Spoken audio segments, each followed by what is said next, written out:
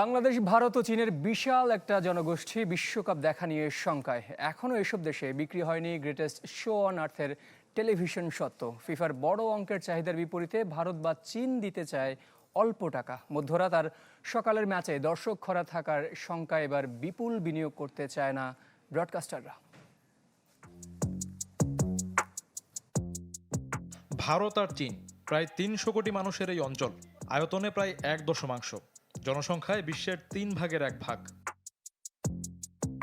বৈশ্বিক ফুটবল বাজারের বিশাল এক অংশ। দুদেশ বিশ্বকাপে না থাকলেও বিশ্বকাপ নিয়ে উন্মাদনা কোনো অংশেই কম নয়। প্রিয় তারকার খেলা দেখার জন্য 4 বছর অপেক্ষায় থাকে ফুটবল প্রেমীরা।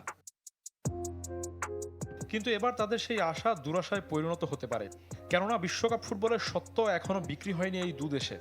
শুধু ভারত নয়, উপমহাদেশের আরেক ফুটবল পাগল দেশ বাংলাদেশও এই তালিকায় আছে। পাগলামি আর দর্শকপ্রিয়তায় এগিয়ে থাকলেও পিছিয়ে আর্থিক সক্ষমতায়। আকাশ পাতাল পার্থক্য ফিফার চাওয়া আর ভারতের দিতে চাওয়ায়।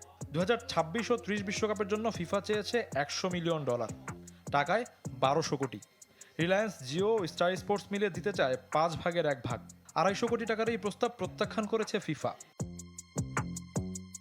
এর বাইরে সনি নেটওয়ার্কও শুরুতে সত্ত্ব কিনতে আগ্রহ দেখালেও পরে সিদ্ধান্ত থেকে সরে এসেছে।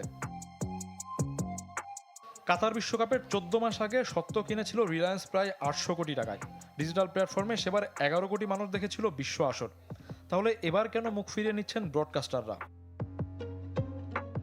ভারতীয় সংবাদ মাধ্যমের খবর, বেশিরভাগ ম্যাচ মধ্যরাত কিংবা ভোরে হওয়ায় দর্শক খরার শঙ্কা রয়েছে, যে কারণে ঝুঁকি নিতে চান না ব্রডকাস্টাররা। চীনের রাষ্ট্রীয় টেলিভিশন সিসিটিভি 11 বিশ্বকাপের কয়েক মাস আগে সত্ত্ব কিনে প্রচারণা শুরু করেছিল, অথচ এবারের তেমন কোনো উদ্যোগ নেই। 4 বছর আগে ডিজিটাল প্ল্যাটফর্মে বিশ্বের শতকরা 22 ভাগ দর্শক ছিল ভারত ও চীনের। বাংলাদেশের সমর্থকদেরও বিশ্বকাপ দেখা নিয়ে রয়েছে শঙ্কা।